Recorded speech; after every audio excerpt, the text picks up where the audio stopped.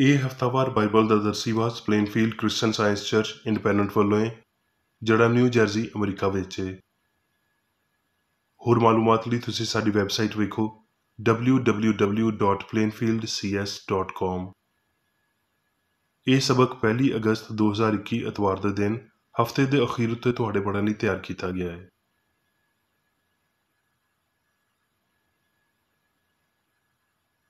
ਮਜ਼ਮੂਨ ਪਿਆਰ। ਸੁਨਹਿਰੀ ਮਤਨ ਰੋਮੀਓ। ਪਿਆਰ ਸ਼ਰੀਅਤ ਦੀ ਤਾਮੀਲ ਹੈ।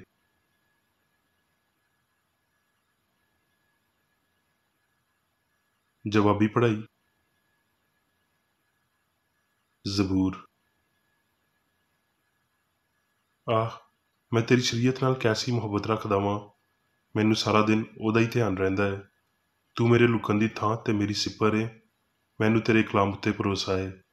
ਮੈਨੂੰ ਸੰਭਾਲ ਤੇ ਮੈਂ ਸਲਾਮਤ ਰਵਾਂਗਾ ਤੇ ਹਮੇਸ਼ਾ ਤੀਕਰ ਤੇਰੇ ਕਾਨੂੰਨਾਂ ਦਾ ਲਿਹਾਜ਼ ਰੱਖਾਂਗਾ। ਇਸ ਲਈ ਮੈਂ ਤੇਰੇ ਹੁਕਮਾਂ ਤੋਂ ਸੋਨੇ ਤੋਂ ਬਲਕਿ ਕੁੰਦਨ ਤੋਂ ਵੀ ਬਹੁਤਾ ਅਜ਼ੀਜ਼ ਰੱਖਦਾ ਵਾਂ। ਆਪਣੇ ਕਲਾਮ ਨਾਲ ਮੇਰੀ ਰਹਿਨੁਮਾਈ ਕਰ, ਕੋਈ ਬਦਕਾਰੀ ਮੇਰੇ ਉੱਤੇ ਕਾਬੂ ਨਾ ਪਾਵੇ। ਤੇਰੀ ਸ਼ਰੀਅਤ ਨਾਲ ਪਿਆਰ ਕਰਨ ਵਾਲੇ ਮੁਤਮਿਨ ਨੇ, ਉਹਨਾਂ ਦੇ ਠੋਕਰ ਖਾਣ ਦਾ ਕੋਈ ਸਵਾਲ ਹੀ ਪੈਦਾ ਨਹੀਂ ਹੁੰਦਾ।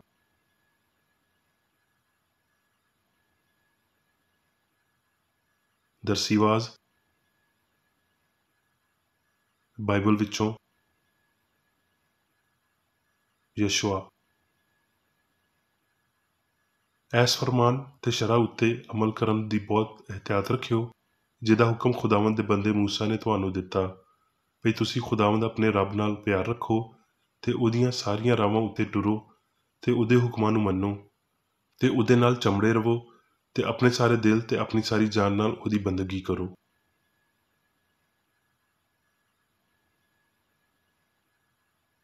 ਰੂਤ। ਤੇ ਇਹਨਾਂ ਦਿਨਾਂ ਵਿੱਚ ਹੀ ਜਦ ਕਾਜ਼ੀ ਇਨਸਾਫ ਕਰਦੇ ਹੁੰਦੇ ਸੀ, ਇੰਜ ਹੋਇਆ ਵੀ ਇਸ ਧਰਤੀ ਉੱਤੇ ਕਾਲ ਪੈ ਗਿਆ ਤੇ ਯਹੂਦਾ ਦੇ ਬੈਤਲਹਮ ਦਾ ਇੱਕ ਬੰਦਾ ਆਪਣੀ ਬੁੱਢੀ ਤੇ 2 ਪੁੱਤਰਾਂ ਨੂੰ ਲੈ ਕੇ ਟੁਰਿਆ ਵੀ ਮੁਆਬ ਦੇ ਮੁਲਕ ਵਿੱਚ ਜਾ ਕੇ ਵਸੇ। ਇਸ ਬੰਦੇ ਦਾ ਨਾਂ ਅਲੀ ਮਲਕ ਤੇ ਉਹਦੀ ਬੁੱਢੀ ਦਾ ਨਾਂ ਨੌਮੀ ਸੀ ਤੇ ਉਹਦੇ 2 ਪੁੱਤਰਾਂ ਦੇ ਨਾਂ ਮਹਿਲੂਨ ਤੇ ਕਲਿਊਨ ਸੀ। ਤੇ ਨੌਮੀ ਦਾ ਬੰਦਾ ਅਲੀ ਮਲਕ ਮਰ ਗਿਆ। ਇਸ ਤਰ੍ਹਾਂ ਬਸ ਉਹ ਤੇ ਉਹਦੇ 2 ਪੁੱਤਰ ਬਾਕੀ ਰਹਿ ਗਏ। ਇਹਨਾਂ ਦੋਵਾਂ ਨੇ ਇੱਕ ਮੁਆਬੀ ਔਰਤ ਵਿਆਹ ਲਈ। ਇਹਨਾਂ ਵਿੱਚੋਂ ਇੱਕ ਦਾ ਨਾਂ ਅਰਫਾ ਤੇ ਦੂਜੀ ਦਾ ਨਾਂ ਰੂਤ ਸੀ ਤੇ ਉਹ ਉੱਥੇ ਕਰੀਬ 10 ਵਰ੍ਹੇ ਰਹਿੰਦੇ ਰਹੇ। ਤੇ ਮਹਿਲੂਨ ਤੇ ਕਲਿਊਨ ਦੋਵੇਂ ਮਰ ਗਏ। ਇਸ ਤਰ੍ਹਾਂ ਉਹ ਬੁੱਢੀ ਆਪਣੇ 2 ਪੁੱਤਰਾਂ ਤੇ ਆਪਣੇ ਬੰਦੇ ਤੋਂ ਛੁੱਟ ਗਈ। ਤਦ ਉਹ ਆਪਣੀਆਂ 2 ਨੂੰਹਾਂ ਨੂੰ ਲੈ ਕੇ ਉੱਠੀ ਭਈ ਮੁਆਬ ਦੇ ਮੁਲਕ ਨੂੰ ਪਰਤ ਜਾਵੇ। ਇਸ ਲਈ ਵੀ ਉਹਨੇ ਮੁਆਬ ਦੇ ਮੁਲਕ ਵਿੱਚ ਇਹ ਹਾਲ ਸੁਣਿਆ ਭਈ ਖੁਦਾਵੰਦ ਨੇ ਆਪਣੇ ਲੋਕਾਂ ਨੂੰ ਰੋਟੀ ਦਿੱਤੀ ਤੇ ਇੰਜ ਉਹਨਾਂ ਦੀ ਖਬਰ ਲਈ। ਤੇ ਨੌਮੀ ਨੇ ਆਪਣੀਆਂ 2 ਨੂੰਹਾਂ ਨੂੰ ਆਖਿਆ ਭਈ ਤੁਸੀਂ ਦੋਵੇਂ ਆਪਣੇ ਆਪਣੇ ਪੇਕੇ ਟੁਰ ਜਾਓ। ਜਿਵੇਂ ਤੁਸੀਂ ਮਰਿਆਂ ਨਾਲ ਕੀਤਾ ਤੇ ਜਿਵੇਂ ਮੇਰੇ ਨਾਲ ਕੀਤਾ, ਉਂਝ ਹੀ ਰੱਬ ਤੁਹਾਡੇ ਨਾਲ ਮਿਹਰ ਨਾਲ ਪੇਸ਼ ਆਵੇ। ਤਦ ਉਹਨੇ ਉਹਨਾਂ ਨੂੰ ਚੁੰਮਿਆ ਤੇ ਉਹ ਉੱਚੀ ਉੱਚੀ ਰੋਣ ਲੱਗ ਪਈਆਂ। ਫਿਰ ਉਹਨਾਂ ਦੋਵਾਂ ਨੇ ਉਹਨੂੰ ਆਖਿਆ ਵੀ ਨਹੀਂ, ਬਲਕਿ ਅਸੀਂ ਤੇਰੇ ਨਾਲ ਹੀ ਪਰਤ ਕੇ ਤੇਰੇ ਲੋਕਾਂ ਵਿੱਚ ਜਾਵਾਂਗੀਆਂ। ਨੌਮੀ ਨੇ ਆਖਿਆ, ਐ ਮੇਰੀ ਧੀਓ, ਪਰਤ ਜਾਓ ਤੇ ਆਪਣੀ ਰਾਹ ਲਵੋ, ਕਿਉਂ ਜੇ ਮੈਂ ਬਹੁਤ ਬੁੱਢੀ ਹਾਂ ਤੇ ਬੰਦਾ ਕਰਨ ਦੇ ਕਾਬਲ ਨਹੀਂ। ਤਦ ਉਹ ਫਿਰ ਉੱਚੀ ਉੱਚੀ ਰੋਈਆਂ। ਰੂਤ ਨੇ ਆਖਿਆ, ਤੂੰ ਮਿੰਨਤ ਨਾ ਕਰ ਭਈ ਮੈਂ ਤੈਨੂੰ ਛੱਡ ਜਾਵਾਂ ਤੇ ਤੇਰੇ ਮਗਰੋਂ ਪਰਤ ਜਾਵਾਂ, ਕਿਉਂ ਜੇ ਜਿੱਥੇ ਤੂੰ ਜਾਵੇਂਗੀ ਮੈਂ ਜਾਵਾਂਗੀ ਤੇ ਜਿੱਥੇ ਤੂੰ ਰਵੇਂਗੀ ਮੈਂ ਵੀ ਰਵਾਂਗੀ। ਤੇਰੇ ਲੋਕੀ ਮੇਰੇ ਲੋਕੀ ਤੇ ਤੇਰਾ ਰੱਬ ਮੇਰਾ ਰੱਬ ਏ। ਇਸ ਤਰ੍ਹਾਂ ਉਹ ਦੋਵੇਂ ਟੁਰਦੀਆਂ ਬੈਤਲਹਮ ਵਿੱਚ ਆਈਆਂ।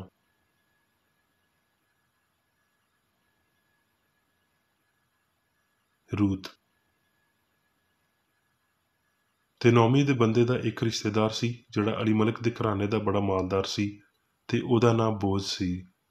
ਇਸ ਤਰ੍ਹਾਂ ਮੁਆਬੀ ਰੂਤ ਨੇ ਨੌਮੀ ਨੂੰ ਆਖਿਆ ਭਈ ਮੈਨੂੰ ਇਜਾਜ਼ਤ ਦੇ ਤੇ ਮੈਂ ਪੈਲੀ ਵਿੱਚ ਜਾਵਾਂ ਤੇ ਜਿਹੜਾ ਕੋਈ ਮੇਰੇ ਉੱਤੇ ਕਰਮ ਦੀ ਨਜ਼ਰ ਕਰੇ ਮੈਂ ਉਹਦੇ ਮਗਰ ਬਾਲੀਆਂ ਚੁੱਗਾਂ।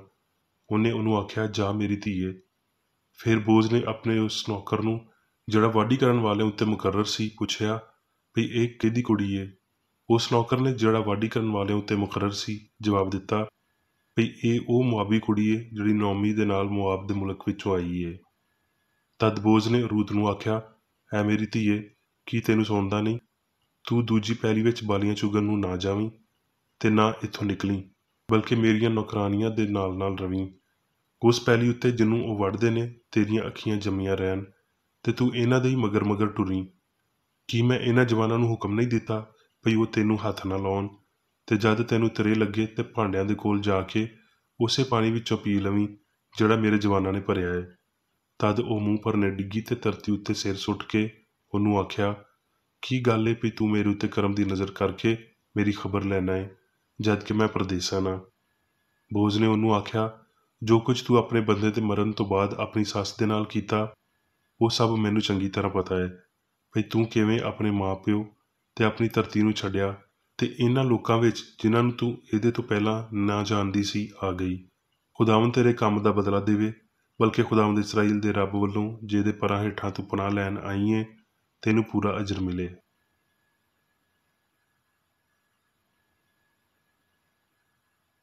ਸਫਨੀਆਂ। ਖੁਦਾਵੰਦ ਤੇਰਾ ਰੱਬ ਜਿਹੜਾ ਤੇਰੇ ਵਿੱਚ ਕਾਦਰ ਏ, ਉਹ ਹੀ ਬਚਾ ਲਵੇਗਾ, ਉਹ ਹੀ ਤੇਰੇ ਪਾਰੋਂ ਸ਼ਾਦਮਾਨ ਹੋ ਕੇ ਖੁਸ਼ੀ ਕਰੇਗਾ, ਉਹ ਆਪਣੇ ਪਿਆਰ ਵਿੱਚ ਮਸਰੂਰ ਰਵੇਗਾ, ਉਹ ਗਾਉਂਦਿਆਂ ਹੋਏ ਤੇਰੇ ਲਈ ਸ਼ਾਦਮਾਨੀ ਕਰੇਗਾ।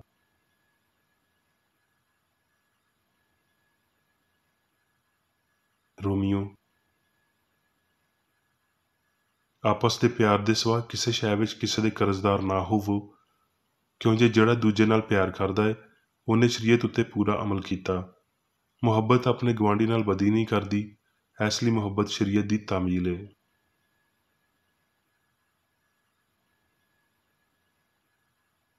ਗਲੀਤੀਓ। ਕਿਉਂ ਜੇ ਪੂਰੀ ਸ਼ਰੀਅਤ ਉੱਤੇ ਇੱਕ ਗੱਲ ਨਾਲ ਹੀ ਪੂਰਾ ਅਮਲ ਹੋ ਜਾਂਦਾ ਹੈ, ਯਾਨੀ ਇਹਦੇ ਨਾਲ ਵੀ ਤੂੰ ਆਪਣੇ ਗੁਆਂਢੀ ਨਾਲ ਆਪਣੇ ਵਾਂਗਰ ਮੁਹੱਬਤ ਰੱਖ।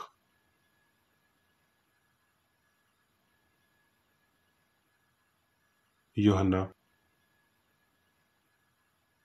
ਐ ਅਜ਼ੀਜ਼ੋ, ਆਓ ਅਸੀਂ ਇੱਕ ਦੂਜੇ ਨਾਲ ਮੁਹੱਬਤ ਰੱਖੀਏ, ਕਿਉਂ ਜੇ ਮੁਹੱਬਤ ਰੱਬ ਵੱਲੋਂ ਹੈ, ਤੇ ਜਿਹੜਾ ਕੋਈ ਮੁਹੱਬਤ ਰੱਖਦਾ ਹੈ ਉਹ ਰੱਬ ਤੋਂ ਜੰਮਿਆ ਹੈ ਤੇ ਰੱਬ ਨੂੰ ਜਾਣਦਾ ਹੈ। ਜਿਹੜਾ ਮੁਹੱਬਤ ਨਹੀਂ ਰੱਖਦਾ ਉਹ ਰੱਬ ਨੂੰ ਨਹੀਂ ਜਾਣਦਾ, ਕਿਉਂ ਜੇ ਰੱਬ ਮੁਹੱਬਤ ਹੈ। ਮੁਹੱਬਤ ਇਹਦੇ ਵਿੱਚ ਨਹੀਂ ਵੀ ਅਸੀਂ ਰੱਬ ਨਾਲ ਮੁਹੱਬਤ ਕੀਤੀ, ਬਲਕਿ ਇਹਦੇ ਵਿੱਚ ਵੀ ਉਹਨੇ ਸਾਡੇ ਨਾਲ ਮੁਹੱਬਤ ਕੀਤੀ। ਐ ਅਜ਼ੀਜ਼ੋ, ਜਦ ਰੱਬ ਨੇ ਸਾਡੇ ਨਾਲ ਅਜਿਹੀ ਮੁਹੱਬਤ ਕੀਤੀ ਤੇ ਸਾਡੇ ਉੱਤੇ ਵੀ ਇੱਕ ਦੂਜੇ ਨਾਲ ਮੁਹੱਬਤ ਰੱਖਣਾ ਫਰਜ਼ ਹੈ। ਰੱਬ ਨੂੰ ਕਦੀ ਕਿਸੇ ਨੇ ਨਹੀਂ ਵੇਖਿਆ। ਜੇ ਅਸੀਂ ਇੱਕ ਦੂਜੇ ਨਾਲ ਮੁਹੱਬਤ ਰੱਖਦੇ ਹਾਂ ਤੇ ਰੱਬ ਸਾਡੇ ਵਿੱਚ ਰਹਿੰਦਾ ਹੈ ਤੇ ਉਹਦੀ ਮੁਹੱਬਤ ਸਾਡੇ ਦਿਲ ਵਿੱਚ ਕਾਮਲ ਹੋ ਗਈ ਹੈ। ਜਿਹੜੀ ਮੁਹੱਬਤ ਰੱਬ ਨੂੰ ਸਾਡੇ ਨਾਲ ਹੈ ਉਹਨੂੰ ਅਸੀਂ ਜਾਣ ਗਏ ਤੇ ਸਾਨੂੰ ਉਹਦਾ ਯਕੀਨ ਹੈ। ਰੱਬ ਮੁਹੱਬਤ ਹੈ ਤੇ ਜਿਹੜਾ ਮੁਹੱਬਤ ਵਿੱਚ ਕਾਇਮ ਰਹਿੰਦਾ ਹੈ ਉਹ ਰੱਬ ਵਿੱਚ ਕਾਇਮ ਰਹਿੰਦਾ ਹੈ ਤੇ ਰੱਬ ਉਹਦੇ ਵਿੱਚ ਕਾਇਮ ਰਹਿੰਦਾ ਹੈ। ਮੁਹੱਬਤ ਵਿੱਚ ਡਰ ਨਹੀਂ ਹੁੰਦਾ, ਬਲਕਿ ਕਾਮਲ ਮੁਹੱਬਤ ਡਰ ਨੂੰ ਦੂਰ ਕਰ ਦਿੰਦੀ ਹੈ, ਕਿਉਂ ਜੇ ਡਰ ਨਾਲ ਅਜ਼ਾਬ ਹੁੰਦਾ ਹੈ ਤੇ ਕੋਈ ਡਰਨ ਵਾਲਾ ਮੁਹੱਬਤ ਵਿੱਚ ਕਾਮਲ ਨਹੀਂ ਹੋਇਆ। ਅਸੀਂ ਇਸ ਲਈ ਮੁਹੱਬਤ ਰੱਖਦੇ ਹਾਂ ਭਈ ਪਹਿਲਾਂ ਉਹਨੇ ਸਾਡੇ ਨਾਲ ਮੁਹੱਬਤ ਰੱਖੀ ਤੇ ਸਾਨੂੰ ਉਹਦੇ ਵੱਲੋਂ ਇਹ ਹੁਕਮ ਮਿਲਿਆ ਹੈ ਭਈ ਜਿਹੜਾ ਕੋਈ ਰੱਬ ਨਾਲ ਮੁਹੱਬਤ ਰੱਖਦਾ ਹੈ ਉਹ ਆਪਣੇ ਭਰਾ ਨਾਲ ਵੀ ਮੁਹੱਬਤ ਰੱਖੇ।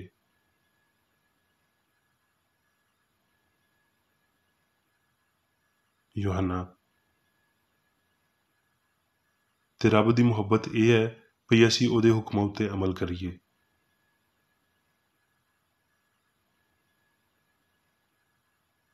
ਹੁਣ ਮੈਂ ਮੇਰੀ ਬੇਕਰ ਰੈਡੀ ਦੀ ਲਿਖੀ ਹੋਈ ਕ੍ਰਿਸਚਨ ਸਾਇੰਸ ਦੀ ਦਰਸੀ ਕਿਤਾਬ ਸਾਇੰਸ ਤੇ ਸਿਹਤ ਆਇਤਾਂ ਦੀ ਕੁੰਜੀ ਦੇ ਨਾਲ ਵਿੱਚੋਂ ਲਈਆਂ ਹੋਈਆਂ ਲਿਖਾਈਆਂ ਪੜਾਂਗਾ।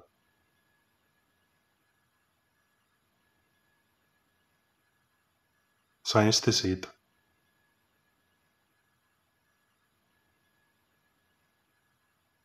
ਆਓ ਅਸੀਂ ਮੁਹੱਬਤ ਦੀ ਸ਼ਰੀਅਤ ਨਾਲ ਆਪਣੇ ਆਪ ਦੀ ਹੌਸਲਾ ਅਫਜ਼ਾਈ ਕਰੀਏ।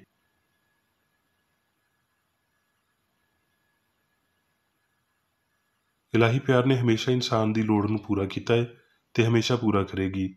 ਇਸ ਗੱਲ ਦਾ ਤਸੱਵੁਰ ਕਰਨਾ ਠੀਕ ਨਹੀਂ ਭਈ ਯਿਸੂ ਨੇ ਬਸ ਕੁਝ ਖਾਸ ਤਾਦਾਦ ਵਿੱਚ ਜਾਂ ਥੋੜ੍ਹੇ ਜਿਹੇ ਵੇਲੇ ਤੀਕਰ ਸ਼ਿਫਾ ਦੇਣ ਲਈ ਇਲਾਹੀ ਤਾਕਤ ਦਾ ਮੁਜ਼ਾਹਿਰਾ ਕੀਤਾ, ਕਿਉਂ ਜੇ ਇਲਾਹੀ ਪਿਆਰ ਸਾਰੇ ਲੋਕਾਂ ਲਈ ਹਰ ਵੇਲੇ ਸਭ ਕੁਝ ਦਿੰਦੀ ਏ। ਫਜ਼ਲ ਦਾ ਮੌਜਜ਼ਾ ਮੁਹੱਬਤ ਲਈ ਕੋਈ ਮੌਜਜ਼ਾ ਨਹੀਂ ਹੈ।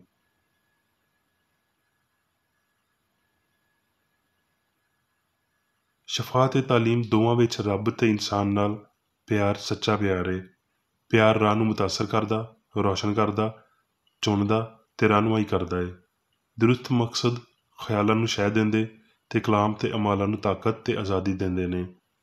ਪਿਆਰ ਸੱਚਾਈ ਦੀ ਇਲਤਾਰ ਉੱਤੇ ਵੱਡਾ ਨਿਗਹਿਬਾਨ ਹੈ ਫਾਨੀ ਸਿਆਣ ਦੇ ਪਾਣੀਆਂ ਉੱਤੇ ਟੁਰਨ ਤੇ ਕਾਮਲ ਨਜ਼ਰੀਆ ਬਣਾਉਣ ਲਈ ਸਬਰ ਦੇ ਨਾਲ ਇਲਾਹੀ ਪਿਆਰ ਦੀ ਉਡੀਕ ਕਰੀਏ। ਸਬਰ ਨੂੰ ਆਪਣਾ ਪੂਰਾ ਕੰਮ ਕਰਨਾ ਚਾਹੀਦਾ ਹੈ।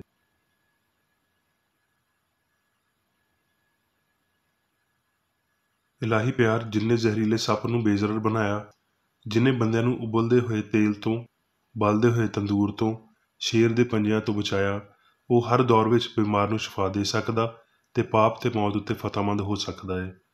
ਉਹਨੇ ਯਿਸੂ ਦੇ ਇਜ਼ਹਾਰਾਂ ਨੂੰ ਬਿਲਾ ਸਬਕਤ ਤਾਕਤ ਤੇ ਪਿਆਰ ਨਾਲ ਸਰਤਾਜ ਕੀਤਾ।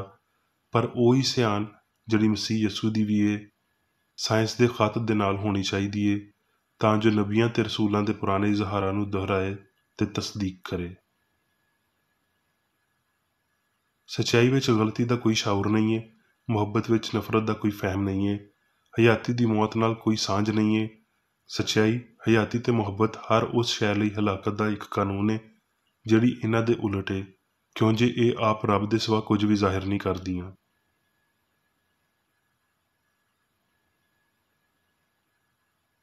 ਇਹ ਆਖਿਆ ਗਿਆ ਹੈ ਤੇ ਇਹ ਸੱਚ ਵੀ ਹੈ ਭਈ ਮਸੀਹਤ ਸਾਇੰਸ ਹੋਣੀ ਚਾਹੀਦੀ ਹੈ ਤੇ ਸਾਇੰਸ ਮਸੀਹਤ ਹੋਣੀ ਚਾਹੀਦੀ ਹੈ, ਵਰਨਾ ਜਾਂ ਇਹਦੇ ਉਲਟ ਦੂਜਾ ਕੋਈ ਵੀ ਝੂਠ ਤੇ ਬੇਕਾਰ ਹੀ ਹੈ।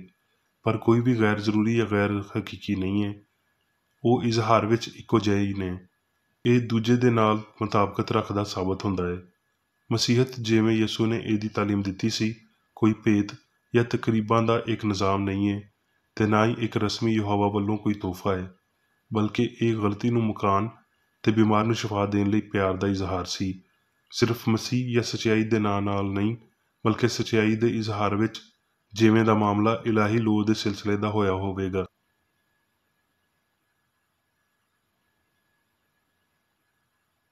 ਇਹ ਕ੍ਰਿਸਚਨ ਸਾਇੰਸ ਦਾ ਅਕੀਦਾ ਹੈ ਭਈ ਇਲਾਹੀ ਪਿਆਰ ਆਪਣੇ ਇਜ਼ਹਾਰ ਜਾਂ ਮੌਜੂ ਤੋਂ ਆਰੀ ਨਹੀਂ ਹੋ ਸਕਦਾ, ਭਈ ਖੁਸ਼ੀ ਦੁੱਖ ਵਿੱਚ ਬਦਲ ਨਹੀਂ ਸਕਦੀ, ਕਿਉਂ ਜੇ ਦੁੱਖ ਖੁਸ਼ੀ ਦਾ ਮਾਲਕ ਨਹੀਂ ਹੈ, ਭਈ ਚੰਗਿਆਈ ਬੁਰਾਈ ਨੂੰ ਕਦੀ ਪੈਦਾ ਨਹੀਂ ਕਰ ਸਕਦੀ, ਭਈ ਮਾਦਾ ਕਦੀ ਸਿਆਣ ਨੂੰ ਪੈਦਾ ਨਹੀਂ ਕਰ ਸਕਦਾ, ਨਾ ਹੀ ਹਯਾਤੀ ਕਦੀ ਮੌਤ ਦਾ ਨਤੀਜਾ ਹੋ ਸਕਦੀ ਹੈ। ਸੱਚਾ ਇਨਸਾਨ ਰੱਬ ਯਾਨੀ ਆਪਣੇ ਸੱਚੇ ਅਸੂਲਾਂ ਦੇ ਪਾਰੋਂ ਪਾਪ ਤੋਂ ਪਾਕ ਤੇ ਨਾ ਅਬਦੀ ਹੈ।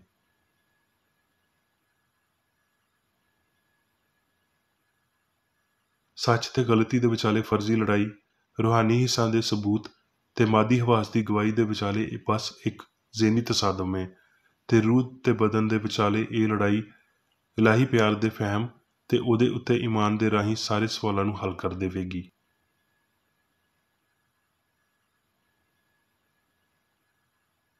ਅਸਮਾਨ ਹਮਾਂਗੀ ਨੂੰ ਪੇਸ਼ ਕਰਦਾ ਹੈ ਤੇ ਇਲਾਹੀ ਸਾਇੰਸ ਅਸਮਾਨੀ ਹਮਾਂਗੀ ਦੇ ਅਸੂਲ ਦੀ ਵਜ਼ਾਹਤ ਕਰਦੀ ਹੈ। ਇਨਸਾਨੀ ਫਹਿਮ ਲਈ ਇੱਕ ਵੱਡਾ ਮੁਆਜਜ਼ਾ ਇਲਾਹੀ ਮੁਹੱਬਤ ਹੈ ਤੇ ਵਜੂਦੀਅਤ ਦੀ ਸਭ ਤੋਂ ਵੱਡੀ ਲੋੜ ਉਸ ਸ਼ੈ ਦਾ ਅਸਲੀ ਤਸੱਵਰ ਪਾਉਣਾ ਹੈ ਜਿਹੜੀ ਇਨਸਾਨ ਦੇ ਅੰਦਰ ਅਸਮਾਨ ਦੀ ਬਾਦਸ਼ਾਹੀ ਨੂੰ ਬਣਾਉਂਦੀ ਹੈ। ਇਹ ਮਕਸਦ ਤਦ ਤੀਕਰ ਹਾਸਲ ਨਹੀਂ ਕੀਤਾ ਜਾਂਦਾ ਜਦ ਤੀਕਰ ਅਸੀਂ ਆਪਣੇ ਗੁਆਂਢੀ ਨਾਲ ਨਫ਼ਰਤ ਕਰਦੇ ਜਾਂ ਕਿਸੇ ਅਜਿਹੇ ਬੰਦੇ ਦੇ ਬਾਰੇ ਝੂਠੇ ਅੰਦਾਜ਼ੇ ਨੂੰ ਮੰਨਦੇ ਹਾਂ ਜਿਹਨੂੰ ਰੱਬ ਦੇ ਕਲਾਮ ਦੀ ਆਵਾਜ਼ ਬਣਨ ਲਈ ਮੁਕਰਰ ਕੀਤਾ ਗਿਆ ਹੋਵੇ।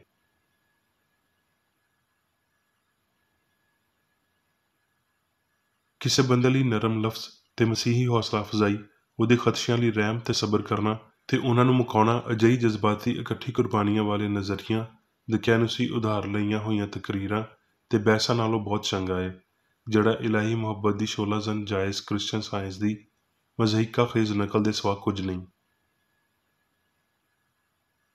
ਸੱਚਾਈ ਯਾਨੀ ਮਸੀਹ ਨੂੰ ਲੱਭਣ ਦਾ ਇਹੀ ਮਤਲਬ ਹੈ।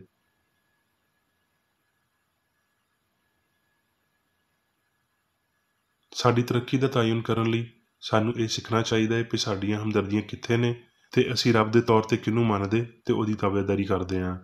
ਜੇ ਰੱਬ ਦੀ ਮੁਹੱਬਤ ਸਾਡੇ ਹੋਰ ਨੇੜੇ, ਹੋਰ ਪਿਆਰੀ ਤੇ ਅਸਲੀ ਹੁੰਦੀ ਜਾਂਦੀ ਏ ਤੇ ਮਾਦਾ ਰੂਹ ਦੇ ਹਵਾਲੇ ਹੋ ਰਿਹਾ ਹੈ ਤੇ ਜਿਹੜੇ ਮਕਸਦਾਂ ਦਾ ਅਸੀਂ ਪਿੱਛਾ ਕਰਦੇ ਹਾਂ ਤੇ ਜਿਹੜੀ ਰੂਹ ਨੂੰ ਅਸੀਂ ਜ਼ਾਹਿਰ ਕਰਦੇ ਹਾਂ ਉਹ ਸਾਡੇ ਨੁਕਤਾ ਨਜ਼ਰ ਨੂੰ ਪੇਸ਼ ਕਰਦੀ ਏ ਤੇ ਵਿਖਾਉਂਦੀ ਏ ਕਿ ਅਸੀਂ ਕੀ ਫਤਹ ਕਰ ਰਹੇ ਹਾਂ।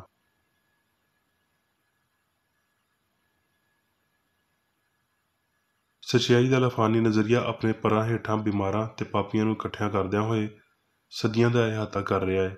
ਮੇਰੀ ਖਸਤਾ ਹਾਲ ਉਮੀਦ ਉਸ ਖੁਸ਼ੀ ਦੇ ਦੇਣ ਦਾ ਅਹਿਸਾਸ ਦਿਲਾਉਣ ਦੀ ਕੋਸ਼ਿਸ਼ ਕਰਦੀ ਏ ਜਦੋਂ ਇਨਸਾਨ ਮਸੀਹ ਦੀ ਸਾਇੰਸ ਨੂੰ ਸਮਝੇਗਾ ਤੇ ਆਪਣੇ ਗੁਆਂਢੀ ਨਾਲ ਆਪਣੀ ਤਰ੍ਹਾਂ ਮੁਹੱਬਤ ਰੱਖੇਗਾ, ਜਦੋਂ ਉਹ ਇਹ ਜਾਣੇਗਾ ਕਿ ਰੱਬ ਕਾਦਰ ਮੁਤਲਕ ਹੈ ਤੇ ਜੋ ਕੁਝ ਉਹਨੇ ਇਨਸਾਨ ਲਈ ਕੀਤਾ ਹੈ ਤੇ ਕਰ ਰਿਹਾ ਹੈ ਉਹਦੇ ਵਿੱਚ ਇਲਾਹੀ ਮੁਹੱਬਤ ਦੀ ਸ਼ਿਫਾਈਅਤ ਤਾਕਤ ਨੂੰ ਜਾਣੇਗਾ।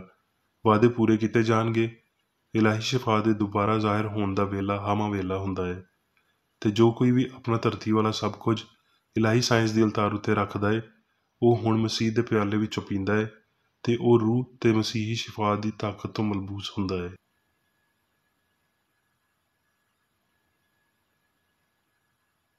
ਮਸੀਹੀ ਸਾਇੰਸ ਤੇ ਇਲਾਹੀ ਮੁਹੱਬਤ ਦੀ ਤਾਕਤ ਕਾਦਰ ਮੁਤਲਕ ਹੈ। ਅਸਲ ਵਿੱਚ ਗ੍ਰਿਫਤ ਨੂੰ ਢਿੱਲਾ ਕਰਨਾ ਤੇ ਬਿਮਾਰੀ, ਮੌਤ ਤੇ ਪਾਪ ਨੂੰ ਬਰਬਾਦ ਕਰਨਾ ਜਾਇਜ਼ ਹੈ।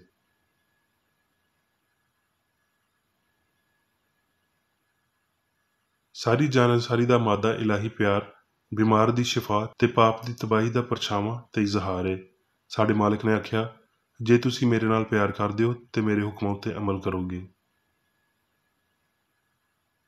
ਈਮਾਨ ਤੋਂ ਅਗਾਂਹ ਕਿਸੇ ਬੰਦੇ ਦਾ ਮਕਸਦ ਸੱਚਾਈ ਦੇ ਨਕਸ਼ੇ ਕਦਮ ਨੂੰ ਲੱਭਣਾ ਹੋਣਾ ਚਾਹੀਦਾ ਹੈ, ਜਿਹੜਾ ਸਿਹਤ ਤੇ ਪਾਕੀਜ਼ਗੀ ਦੀ ਰਾਹ ਹੈ।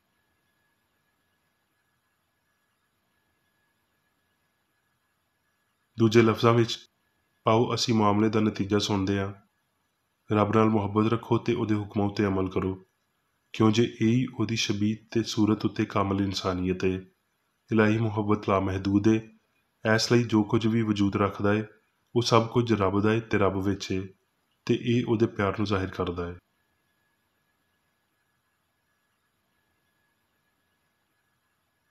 ਹੁਣ ਮੈਂ ਮੇਰੀ ਬੇਕਰੜੀ ਵੱਲੋਂ ਚਰਚ ਮੈਨੂਅਲ ਵਿੱਚ ਦਿੱਤੇ ਹੋਏ ਰੋਜ਼ਾਨਾ ਦੇ 3 ਫਰਜ਼ ਪੜਾਂਗਾ।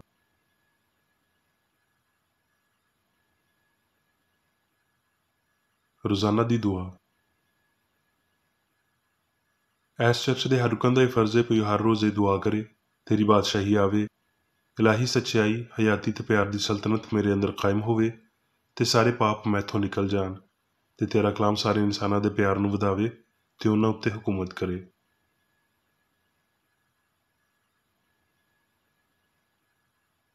ਮਕਸਦਾਂ ਤੇ ਕੰਮਾਂ ਦਾ ਇੱਕ ਅਸੂਲ।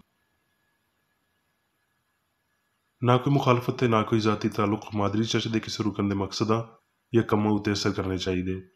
ਸਾਇੰਸ ਵਿੱਚ ਬਸ ਇਲਾਹੀ ਪਿਆਰ ਹੀ ਹਕੂਮਤ ਕਰਦਾ ਹੈ, ਤੇ ਇੱਕ ਮਸੀਹੀ ਸਾਇੰਸਦਾਨ ਪਾਪ ਨੂੰ ਰੱਦ ਕਰਦਿਆਂ ਹੋਏ ਸੁੱਚੀ ਭਰਾਬੰਦੀ, ਖੈਰਾਤ ਪਸੰਦੀ ਤੇ ਮਾਫੀ ਨਾਲ ਪਿਆਰ ਦੀਆਂ ਮਿੱਠੀਆਂ ਸੱਚਾਈਆਂ ਦਾ ਪਰਛਾਵਾਂ ਬਣਦਾ ਹੈ। ਇਸ ਚਰਚ ਦੇ ਸਾਰੇ ਰੁਕਨਾਂ ਨੂੰ ਸਾਰੇ ਪਾਪਾਂ ਤੋਂ, ਗਲਤ ਤਰ੍ਹਾਂ ਦੀਆਂ ਪੇਸ਼ਨਗੋਈਆਂ, ਮੁਨਸਫੀਆਂ, ਮੁਜ਼ੰਮਤਾਂ, ਸਲਾਹਾਂ, ਗਲਤ ਅਸਰਾਂ ਨੂੰ ਲੈਣ ਤੇ ਗਲਤ ਅਸਰ ਦੇਣ ਤੋਂ ਆਜ਼ਾਦ ਰਹਿਣ ਲਈ ਹਰ ਰੋਜ਼ ਖਿਆਲ ਰੱਖਣਾ ਚਾਹੀਦਾ ਹੈ ਤੇ ਦੁਆ ਕਰਨੀ ਚਾਹੀਦੀ ਹੈ।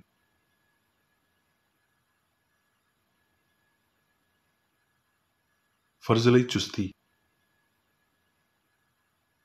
ਇਸ ਚਰਚ ਦੇ ਹਰ ਰੁਕਨ ਦਾ ਇਹ ਫਰਜ਼ ਹੈ ਕਿ ਹਰ ਰੋਜ਼ ਜਾਰਿਹਾਨਾ ਜ਼ਹਿਨੀ ਸਲਾਹਾਂ ਦੇ ਖਿਲਾਫ ਆਪਣੇ ਆਪ ਨੂੰ ਤਿਆਰ ਰੱਖੇ, ਤੇ ਰੱਬ, ਆਪਣੇ ਕਾਇਦ ਤੇ ਇਨਸਾਨਾਂ ਲਈ ਆਪਣੇ ਫਰਜ਼ਾਂ ਨੂੰ ਨਾ ਕਦੀ ਭੁੱਲੇ ਤੇ ਨਾ ਕਦੀ ਨਜ਼ਰਅੰਦਾਜ਼ ਕਰੇ।